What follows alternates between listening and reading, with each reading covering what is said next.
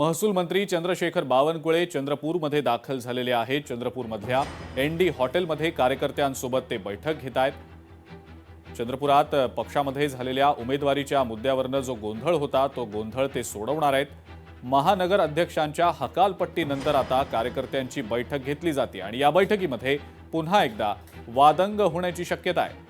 या बैठकीसाठी पालकमंत्री अशोक उईके, ज्येष्ठ नेते सुधीर मुनगंटीवार, आमदार किशोर जोरगेवार यांची सुद्धा प्रमुख उपस्थिती आहे आणि या बैठकीसाठी सर्व उमेदवार देखील उपस्थित आहेत। गेल्या काही दिवसांपासून मुनगंटीवार आणि जोरगेवार यांच्यात मोठा संघर्ष आहे आणि हा संघर्ष चव्हाट्यावर आलेला आहे। त्यातच जोरगेवार यांचे समर्थक शहराध्यक्ष सुभाष गोट्टुनवार यांनी प्रदेशाध्यक्षांनी अंतिम केलेल्या उमेदवारांच्या यादीतून तब्बल 17 उमेदवार बदलल्यानं भाजपमध्ये मोठा भडका उडाला होता आणि या कारणामुळे शहराध्यक्षांना पदावरनं हटवण्यात आलेलं असलं तरी पक्षातला असंतोष हा तसाच आहे, तो कमी झालेला नाही।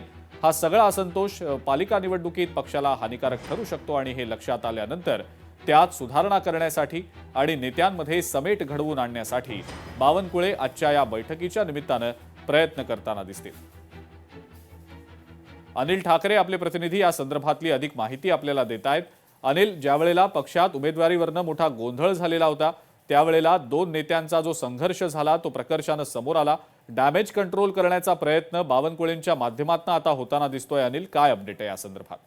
अजिंक्य सर, नक्कीच जो भाजपमध्ये जो अंतर्गत संघर्ष आहे तो टोकाला गेलेला होता आणि तो संघर्ष थांबवण्यासाठी आज चंद्रशेखर बावनकुळे चंद्रपूर इथे दाखल झाले असून एनडी हॉटेल इथे सर्व उमेदवार आणि चंद्रपूर शहराचे जे प्रमुख नेते आहे यांच्या उपस्थित बैठक सुरू झाली आणि या बैठकीमध्ये सर्व उमेदवार आणि सर्व नेत्यांना एक संदेश देण्यात येते आहे की यापुढे आपल्याला 16 तारखेपर्यंत कुठलाही संघर्ष होऊ नये आणि त्या संघर्षाची ठिणगी आपल्या पक्षाला बसू नये याची कुठे काळजी घेण्यात यावी, या अनुषंगाने ही बैठक अत्यंत महत्त्वाची आहे। ठीक आहे अनिल, धन्यवाद। सविस्तर माहिती आपण दिलीत त्याबद्दल। या संदर्भातले अपडेट्स तुमच्याकडनं घेतच राहू।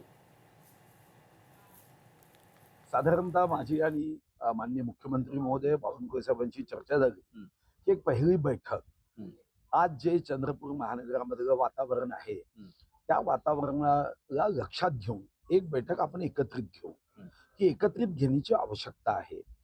मतदार संभ्रमित झाला, ज्या पद्धतीने प्रदेश अध्यक्षांनी पाठवलेल्या यादीमध्ये बदल झाले, 17 उमेदवारांमध्ये बदल झाले, काही निष्ठावान उभे आहेत।